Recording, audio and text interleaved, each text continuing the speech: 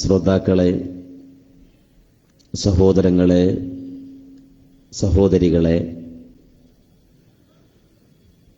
ശബ്ദം ശ്രവിക്കുന്ന നല്ലവരായ നാട്ടുകാരെ,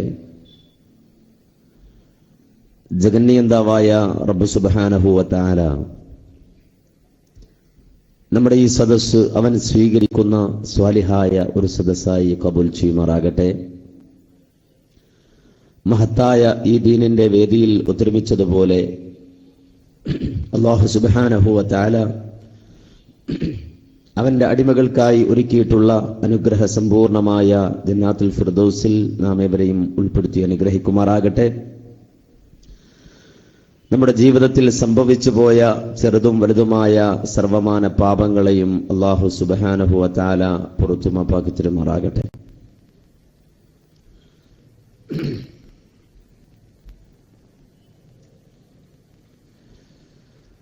നാം എല്ലാവരും മനസ്സിലാക്കിയതുപോലെ ചരിത്രപരമായ നിരവധി അനവധി ഇടപെടലുകൾ നടത്തിയ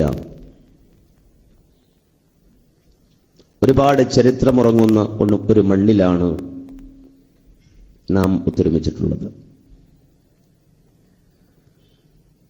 നവോത്ഥാനത്തിന്റെയും സംസ്കാരത്തിന്റെയും മതബോധത്തിന്റെയും പ്രചരണത്തിന് തുടക്കം കുറിച്ച, അതിന് ഭാഗ്യം കിട്ടിയ നവോത്ഥാന നായകരുടെ കാലടികൾക്ക് സാക്ഷ്യം വഹിച്ച ഒരു മണ്ണാണിത്. ഏതൊരു സമൂഹവും ഐഹിക ലോകത്ത് ജീവിക്കുമ്പോൾ അനിവാര്യമായും സ്വീകരിക്കേണ്ട ചില സംഗതികൾ, മനുഷ്യർ അറിഞ്ഞിരിക്കേണ്ട ചില യാഥാർത്ഥ്യങ്ങൾ, ലോകത്തുള്ള സർവ്വ മനുഷ്യരും ഉൾക്കൊള്ളേണ്ട ചില നന്മകൾ, ആ നന്മകളെ സംബന്ധിച്ച് ഏതൊരു കാലഘട്ടത്തിലും സമൂഹത്തെ ബോധവൽക്കരിക്കാൻ പ്രവാചകന്മാർ കടന്നു വന്നിട്ടുണ്ട്.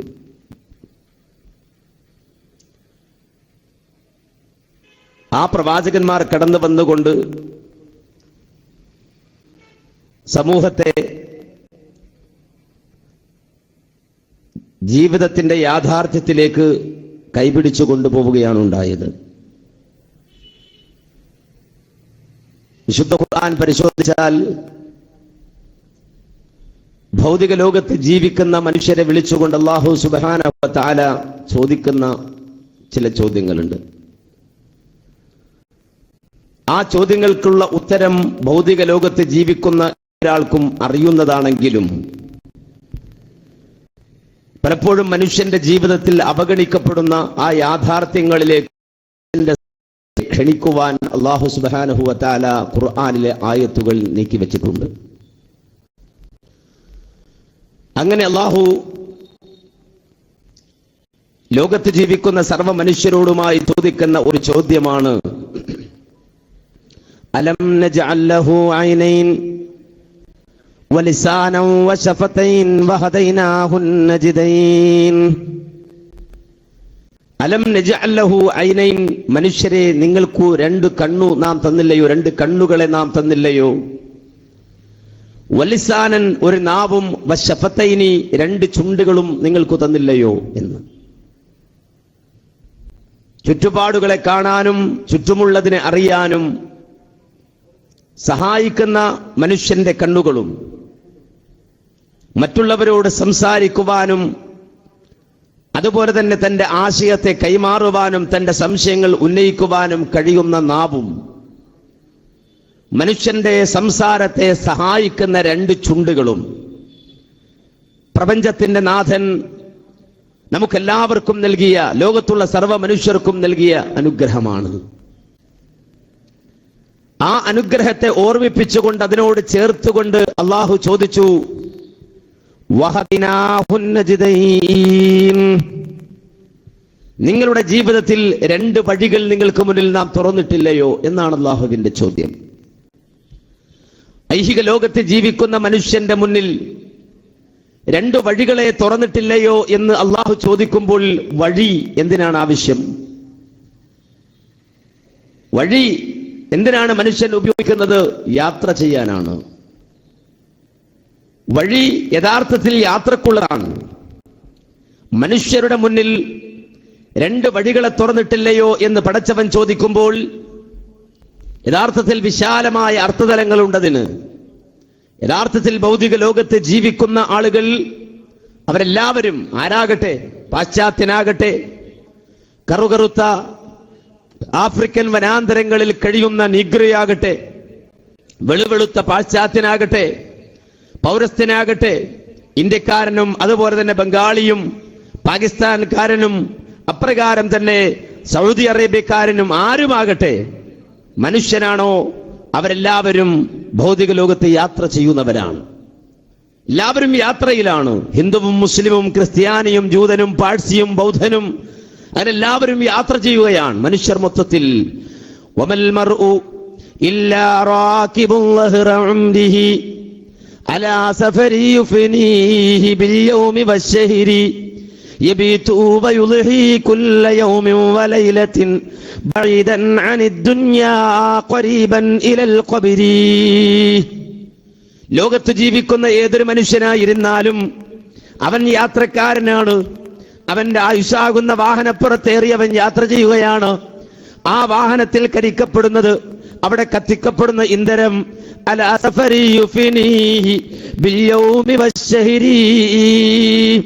ഓരോ ദിവസവും ഓരോ മാസവും ഓരോ കൊല്ലവും ഇന്ധനമാക്കി അതിനെ കത്തിച്ചു തീർത്തുകൊണ്ടാണ് ഓരോ മനുഷ്യരും ഭൗതിക ലോകത്ത് യാത്ര ചെയ്തുകൊണ്ടിരിക്കുന്നത്. ഓരോ ദിനരാത്രങ്ങളിൽ സന്തോഷിച്ചും ആനന്ദിച്ചും ആഹ്ലാദിച്ചും മനുഷ്യൻ ഭൗതിക ലോകത്ത് ജീവിച്ചു കൊണ്ടിരിക്കുമ്പോൾ അവൻ അറിയാതെ തന്നെ അവൻ ഈ ലോകത്തിൽ നിന്ന് പോയിക്കൊണ്ടിരിക്കുകയാണ്. ഈ ലോക ജീവിതം അവൻ അവസാനിപ്പിച്ചു കൊണ്ടിരിക്കുകയാണ്.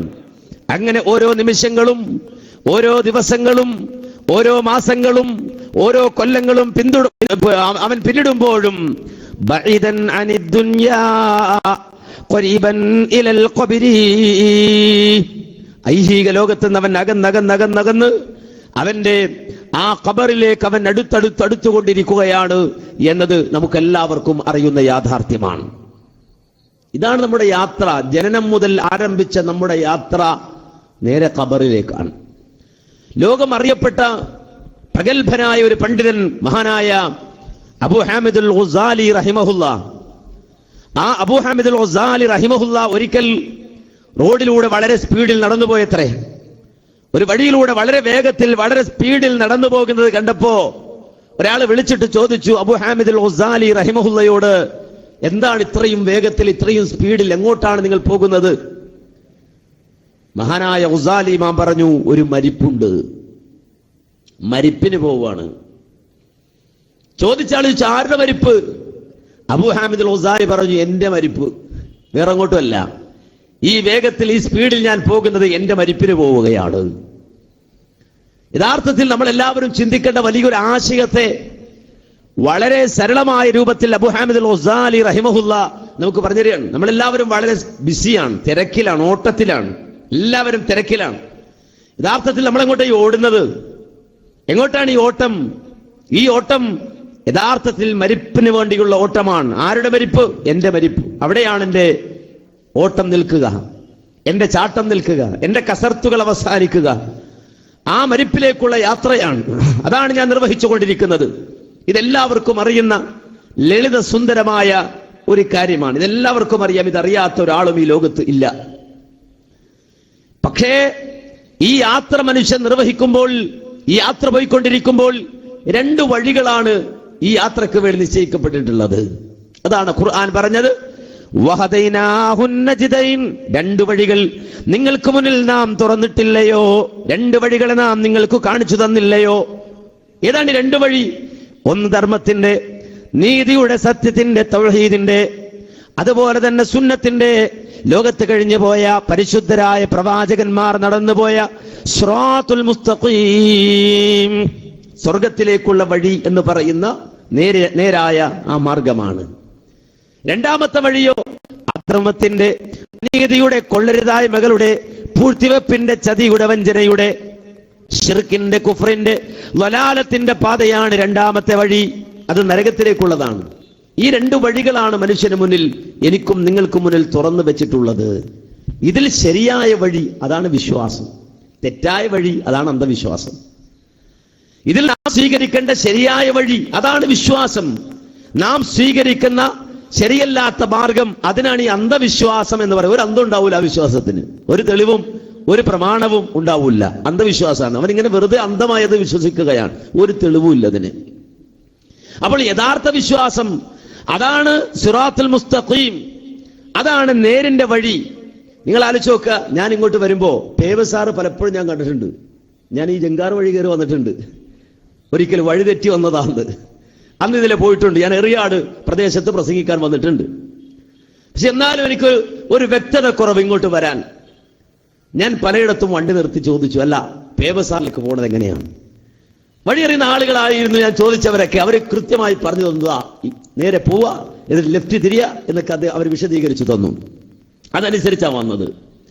ഇതല്ല, എന്റെ യാത്ര കുറച്ചുകൂടി എളുപ്പമാകുമായിരുന്നു. എങ്ങനെയായിരുന്നെങ്കിൽ, ഒരാൾ വന്ന് പറയുകയാണ്, ഞാൻ പേവസാറിലുള്ള ആളാണ്, അങ്ങോട്ട് പോണ ആളാ, നിങ്ങളും അങ്ങോട്ടാണല്ലോ, അതുകൊണ്ട് എനിക്കൊരു വാഹനമുണ്ട്, ഞാൻ എന്റെ വാഹനവുമായി മുന്നിൽ പോകും, നിങ്ങൾ എന്നെ പിന്നാലെ വരൂ, ഞാൻ നിങ്ങളുടെ പരിപാടി സ്ഥലത്തേക്ക് എത്തിക്കാം എന്ന് ഒരാൾ എന്നോട് വന്ന് പറഞ്ഞിരുന്നെങ്കിൽ വളരെ സൗകര്യമായിരുന്നു. കാരണം അയാൾ പോകുന്ന വാഹനത്തിന് പിന്നാലെ ഞാനിങ്ങനെ വന്നാൽ ഒരു തട്ടും തടവുമില്ലാതെ, ഒരു പ്രയാസവുമില്ലാതെ സുരക്ഷിതമായി എനിക്കിവിടെ എത്താം. ഒരു പ്രയാസവുമില്ലാതെ എനിക്കിവിടെ എത്താം.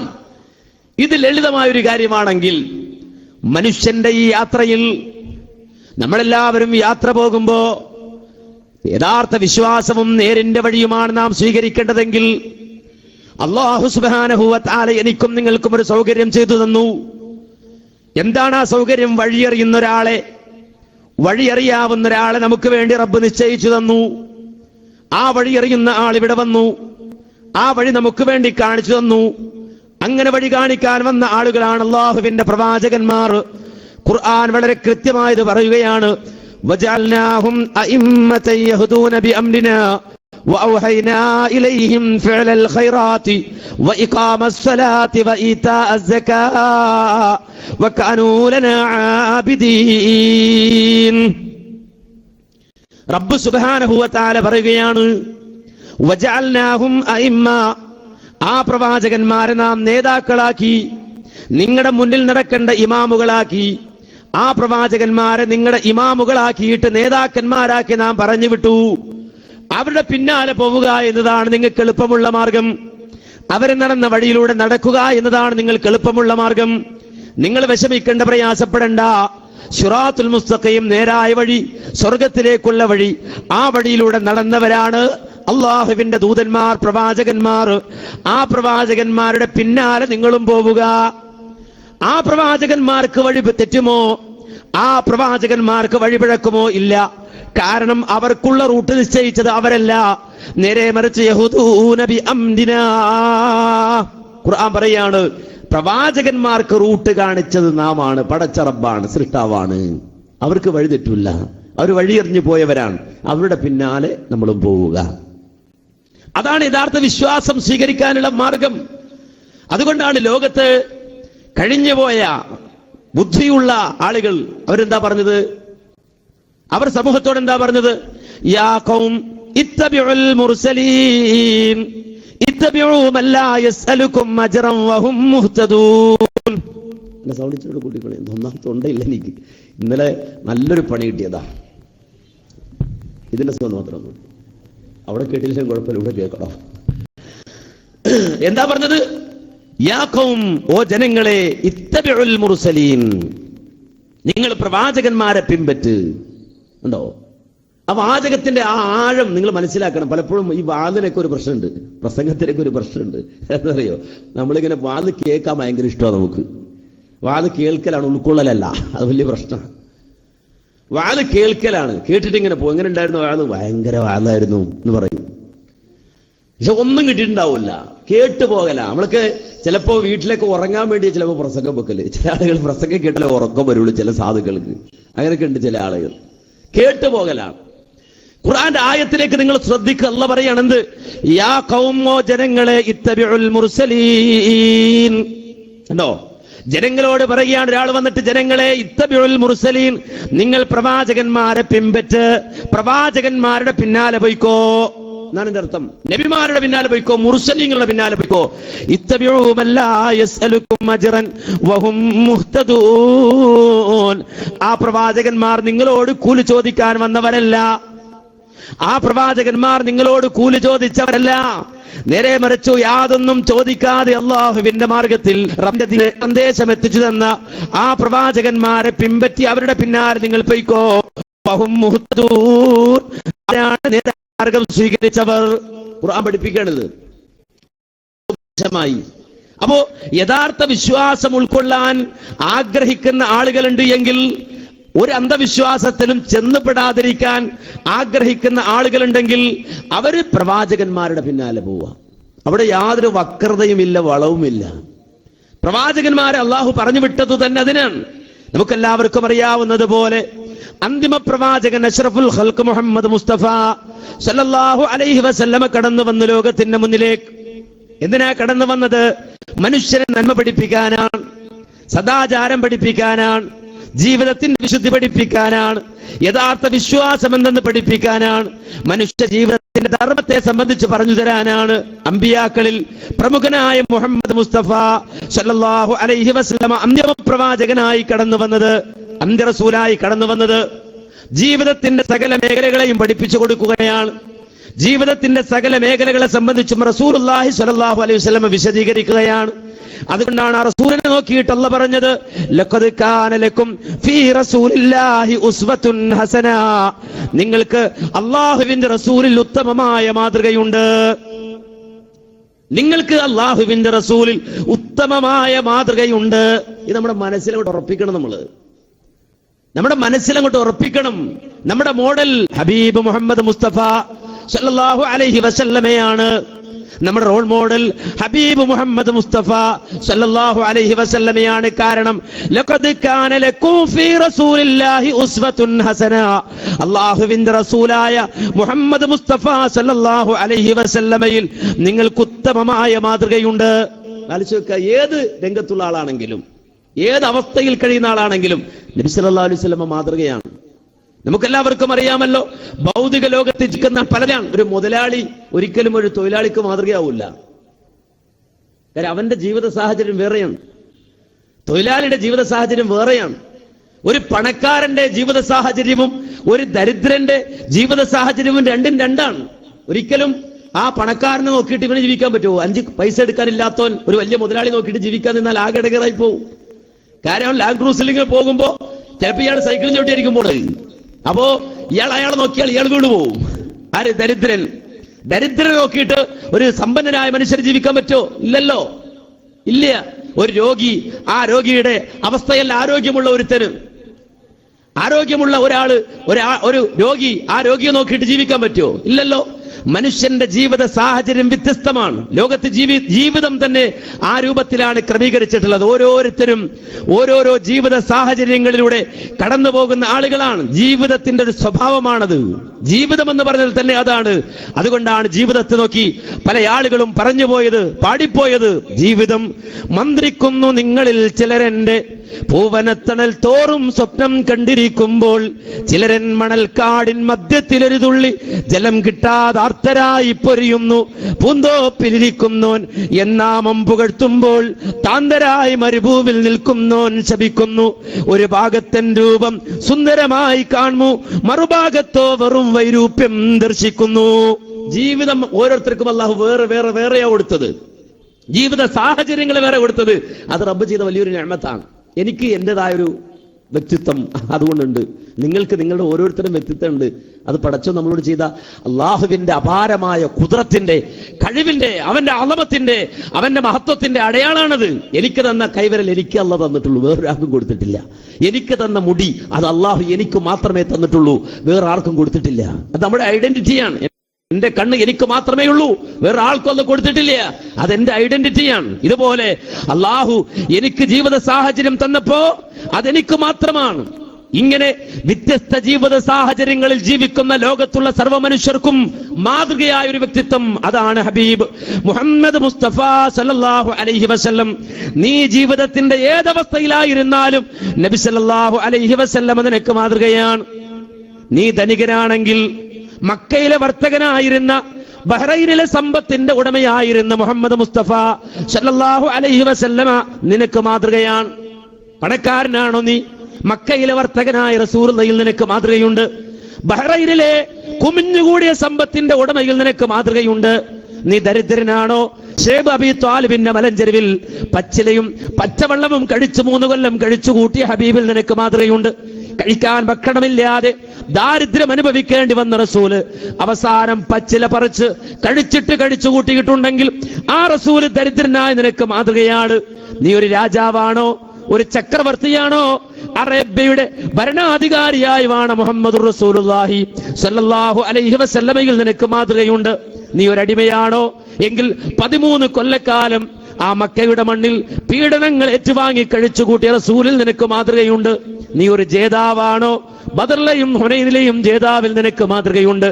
ജീവിതത്തിന്റെ ഏതെങ്കിലും ഒരു വേളയിൽ പരാജയം പറ്റിപ്പോയ ആളാണോ നീ? ജീവിതത്തിൽ പരാജയത്തിന്റെ കൈപ്പിടി അനുഭവിക്കേണ്ടി വന്ന ആളാണോ നീ? ഉഹദിന്റെ രണഭൂമിയിൽ നിന്ന് പരാജിതനായി മടങ്ങിയ റസൂലുള്ളാഹിയിൽ നിനക്ക് മാതൃകയുണ്ട്. നീ ഒരു അധ്യാപകനാണോ? എങ്കിൽ സഫാ കുന്നിന്റെ താഴ്വാരത്തിലേക്ക് മക്കയിലെ ജനതയെ ഖുറൈശ് പ്രമുഖരെ വിളിച്ചു കൊണ്ടുവന്നിട്ട് അവർക്ക് ധാർമ്മികോപദേശം നൽകിയ ആ അധ്യാപകനിൽ നിനക്ക് മാതൃകയുണ്ട്. നീ ഒരു വിദ്യാർത്ഥിയാണെങ്കിൽ നാമൂസുലമീനിന്റെ മുന്നിലിരുന്നു കൊണ്ട് സാഗൂതം അള്ളാഹുവിന്റെ വഹയി കേട്ടുകൊണ്ട് അത് കൃത്യമായി പഠിച്ച് പകർത്തുന്ന വിദ്യാർത്ഥികൾ നിനക്ക് മാതൃകയുണ്ട്. മാത്രമല്ല, നിന്നെ മർദ്ദിക്കുന്ന, നിന്നെ ആക്ഷേപിക്കുന്ന, നിന്നെ തെറി പറയുന്ന ഒരു ജനതയോട് സുവിശേഷം പ്രസംഗിക്കുവാൻ വിധിക്കപ്പെട്ടവനാണോ നീ? മക്കയുടെ മണ്ണിൽ ആളുകൾ അടിക്കുമ്പോഴും കയ്യോങ്ങുമ്പോഴും അവർക്കിടയിൽ കടന്നുകൊണ്ട് സത്യത്തിന്റെ സുവിശേഷം പ്രസംഗിച്ച ആ റസൂലുള്ളാഹിയിൽ നിനക്ക് മാതൃകയുണ്ട്. ശത്രുവിനെ മുട്ടുകുത്തിച്ച ഒരാളാണ് നീയെങ്കിൽ മക്കം ഫതഹിന്റെ ദിവസം അതേ മക്കയുടെ മണ്ണിലേക്ക് കടന്നുചെന്ന ആ ജേതാവിൽ നിനക്ക് മാതൃകയുണ്ട്. മാത്രമല്ല, ഭൂസ്വത്തും തോട്ടങ്ങളും പരിപാലിക്കപ്പെടേണ്ടതുണ്ട് നിനക്കെങ്കിൽ ഖൈബറിലെയും ഫതക്കിലെയും ബനു നദീറിലെയും തോട്ടങ്ങൾ പരിപാലിച്ച ആ റസൂലുള്ളാഹിയിൽ നിനക്ക് മാതൃകയുണ്ട്. നീ ഒരു യതീമാണെങ്കിൽ, ഒരു അനാഥനാണെങ്കിൽ ഹലീമയുടെ കരുണാർദ്രതയ്ക്ക് വിട്ടുകൊടുക്കപ്പെട്ട, ജനിച്ചപ്പോൾ തന്നെ യതീമായി ജനിച്ച, അനാഥയായി ജനിച്ച മുഹമ്മദ് റസൂലുള്ളാഹി സ്വല്ലല്ലാഹു അലൈഹി വസല്ലമയിൽ നിനക്ക് മാതൃകയുണ്ട്. നീ ഒരു യുവാവാണെങ്കിൽ, ഒരു ചെറുപ്പക്കാരനാണെങ്കിൽ മക്കയിലെ ഇടയബാലനായിരുന്ന ആ യുവാവിൽ നിനക്ക് മാതൃകയുണ്ട്. നിങ്ങളൊരു വ്യാപാര യാത്രികനാണ് എങ്കിൽ, ഒരു കച്ചവടക്കാരനാണെങ്കിൽ, ഒരു ബിസിനസ്സുകാരനാണെങ്കിൽ ബസറയിലേക്ക് സാർത്ഥവാഹക സംഘത്തെ നയിച്ചു കൊണ്ടുപോയ ആ കച്ചവടക്കാരനിൽ, ആ ബിസിനസ്സുകാരനിൽ നിനക്ക് മാതൃകയുണ്ട്. നീ ഒരു ജഡ്ജിയാണെങ്കിൽ, ന്യായാധിപനാണെങ്കിൽ, ഒരു മധ്യസ്ഥനാണെങ്കിൽ അതേ പ്രഭാതം പൊട്ടിവിടുന്നതിന് മുമ്പ് വിശുദ്ധമായ കഅബാലയത്തിന്റെ സമീപത്തേക്ക് വരുമ്പോ ഹജറുൽ അസ്വദ് ആരെടുത്തു വെക്കുമെന്ന് പറഞ്ഞ് ഓരോ ഗോത്രങ്ങളും തർക്കിച്ചു കൊണ്ടിരിക്കുമ്പോ അവരിതാ പരസ്പരം കുത്തിച്ചാകാൻ ഒരുങ്ങി നിൽക്കുമ്പോ അവിടേക്ക് കടന്നു വന്ന മധ്യസ്ഥനായ ആ റസൂലുള്ളാഹിയിൽ നിനക്ക് മാതൃകയുണ്ട്. അല്ലെങ്കിൽ ധനവാനെയും ദരിദ്രനെയും തുല്യമായി കണ്ട എന്റെ മകൾ ഫാത്തിമ കെട്ടാൽ പോലും അവിടെ കൈനാൻ മുറിക്കുമെന്ന് ലോകത്തോട് പ്രഖ്യാപിച്ച ആ ജഡ്ജിയായ റസൂലുള്ളാഹിയിൽ, ന്യായാധിപനായ റസൂലുള്ളാഹിയിൽ നിനക്ക് മാതൃകയുണ്ട്. നീ ഒരു ഭർത്താവാണെങ്കിൽ ഖദീജയുടെ ഭർത്താവ്, ആയിഷയുടെ ഭർത്താവ്, സൗദയുടെ ഭർത്താവ് റളിയല്ലാഹു അൻഹും അജ്മഈൻ, ആ മഹദികളുടെ ഭർത്താവിൽ നിനക്ക് മാതൃകയുണ്ട്. നീ ഒരു പിതാവാണെങ്കിൽ ഫാത്തിമയുടെ പിതാവിൽ നിനക്ക് മാതൃകയുണ്ട്. നീ ഒരു വല്ലുപ്പയാണെങ്കിൽ ഹസന്റെയും ഹുസൈന്റെയും വല്ലുപ്പയിൽ നിനക്ക് മാതൃകയുണ്ട്. ചുരുക്കത്തിൽ നീ ആരാകട്ടെ, എന്താകട്ടെ, ജീവിതത്തിന്റെ ഏത് സാഹചര്യത്തിൽ ജീവിക്കുന്നവനാകട്ടെ, ലഖദ് കാന ലക്കും ഫീ റസൂലില്ലാഹി ഉസ്വത്തുൻ ഹസന, മുഹമ്മദ് നബി സല്ലല്ലാഹു അലൈഹി വസല്ലമയിൽ ഉത്തമമായ മാതൃക. ആ മാതൃക അല്ലാഹുവിന്റെ റസൂലിലൂടെ കാണാൻ കഴിയുകയാണ്. ജീവിതയാത്രയിൽ ഫോളോ ചെയ്യാൻ പിന്തുടരാൻ, പിൻപറ്റാൻ അല്ലാഹു സുബ്ഹാനഹു വ തആല നമുക്കൊരു വ്യക്തിത്വത്തെ കാണിച്ചു തരികയാണ്. അവിടെയാണ് യഥാർത്ഥ വിശ്വാസമുള്ളത്, അവിടെയാണ് തൗഹീദുള്ളത്, അവിടെയാണ് നിർമാർഗമുള്ളത്, അവിടെയാണ് ഹിദായത്തുള്ളത്, അവിടെയാണ് സ്വർഗമുള്ളത്, അവിടെയാണ് ഹൗദുൽ കൗസർ ഉള്ളത്, അവിടെയാണ് ശഫാഅത്തുൽ ഉളമയുള്ളത്, അവിടെയാണ് ലിവാഉൽ ഹംദുള്ളത്. അങ്ങനെ എല്ലാ നേട്ടങ്ങളും നന്മകളും അവിടെയാണുള്ളത്. ആ മാർഗം സ്വീകരിച്ചോ, ആ വഴി സ്വീകരിച്ചോ, ആ യഥാർത്ഥ പന്താവ് സ്വീകരിച്ചോ, ആ വഴിയിലൂടെ നടന്നോ. ഇതാണ് അള്ളാഹു നമ്മോട് എല്ലാവരോടും ആവശ്യപ്പെട്ടത്, ലോകത്തുള്ള സർവ്വ മനുഷ്യരോടും ആവശ്യപ്പെട്ടത്. ഇത് ഏതെങ്കിലും ഒരു ഗ്രൂപ്പിസത്തിന്റെ പ്രഖ്യാപനമല്ല. നമ്മളിപ്പോ അങ്ങനെയാണ്, നമ്മൾ എന്ത് പറഞ്ഞാലും ഒന്നുകിൽ ഒരു സംഘടന, അല്ലെങ്കിൽ ഒരു കക്ഷി ത്തിന്റെ അല്ലെങ്കിൽ ഗ്രൂപ്പിസത്തിന്റെ അല്ലെങ്കിൽ ഒരു പ്രത്യേക മതത്തിന്റെ മാത്രം സിദ്ധാന്തമായിക്കൊണ്ടാണ് ഇതൊക്കെ കാണുന്നത്. സുഹൃത്തുക്കളെ, ഇതൊരു ഗ്രൂപ്പിസം അല്ല, ഇത് ഏതെങ്കിലും ഒരു കക്ഷി, ആ കക്ഷി മാത്രം സ്വീകരിക്കേണ്ടതല്ല. നേരെ മറിച്ച് ലോകത്തുള്ള സർവ്വ മനുഷ്യരും യാത്ര പോകുന്ന, ഞാൻ നേരത്തെ പറഞ്ഞല്ലോ, ഭൗതിക ലോകത്ത് യാത്ര ചെയ്യുന്ന മുഴുവൻ ആളുകളും, ഈ ഐഹിക ലോകത്ത് മരണത്തിലേക്ക്, ഖബറിലേക്ക് യാത്ര ചെയ്തുകൊണ്ടിരിക്കുന്ന മുഴുവൻ ആളുകളും സ്വീകരിക്കേണ്ട വഴിയാണ്, മാർഗമാണ്. പക്ഷേ ലോകത്തെ ഏത് കാലഘട്ടത്തിലും മനുഷ്യർ സ്വീകരിച്ച ഒരു നന്ദികേടുണ്ട്. ലോകത്തെ ഏത് കാലഘട്ടത്തിൽ, ഏത് സമൂഹമായിരുന്നാലും നമുക്കറിയാം, പ്രവാചകന്മാർ ലോകത്ത് ഒരുപാട് കടന്നു വന്നു, ഒരുപാട് പ്രവാചകന്മാർ. ആ പ്രവാചകന്മാർ കടന്നു വന്നതൊക്കെ പ്രപഞ്ചത്തിന്റെ നാഥനെ പരിചയപ്പെടുത്തി ആ റബ്ബിന്റെ വിധേയനായി ജീവിക്കാൻ ജനങ്ങളെ ബോധവൽക്കരിക്കാനാണ്, അല്ലേ? മഹാനായ മൂസ അലൈഹിസ്സലാം ഖുർആൻ വിശദീകരിക്കുന്നുണ്ട്, വളരെ വിശദമായി ഖുർആൻ വിശദീകരിക്കുന്ന ഒരു പ്രവാചകനാണ് മൂസ അലൈഹിസ്സലാത്തു വസ്സലാം. വളരെ സുന്ദരമായി ഖുർആൻ വിശദീകരിക്കുന്നത്. സൂറത്ത് താഹ നമുക്കറിയാം, വളരെ വിശദമായി, വളരെയധികം സാഹിത്യ സമ്പൂർണമായി ഖുർആൻ വിശദീകരിക്കുന്നുണ്ട്. സൂറത്തു താഹയിൽ മൂസ അലൈഹിസ്സലാത്തു വസ്സലാമിന്റെ ആ രംഗം വിശദീകരിക്കുന്നത് കണ്ടിട്ട് മാത്രം ഹോളിവുഡിൽ തിരക്കഥ എഴുതുന്ന ഒരു തിരക്കഥാകൃത്ത് വിശുദ്ധ ഇസ്ലാം സ്വീകരിച്ച് കടന്നു വന്നിട്ടുണ്ട്. മഹാനായ മൂസ അലൈഹിസ്സലാത്തു വസ്സലാമിനെ സംബന്ധിച്ച്, മൂസാ നബി അലൈഹിസ്സലാം ഈജിപ്തിലേക്ക് മടങ്ങി വരുമ്പോൾ പാതിരാത്രിയിൽ തുരിസീന പർവ്വതത്തിന്റെ മുകളിൽ ഒരു വെളിച്ചം കണ്ടിട്ട് വഴിയിൽ തന്റെ കുടുംബത്തെ നിർത്തിയിട്ട്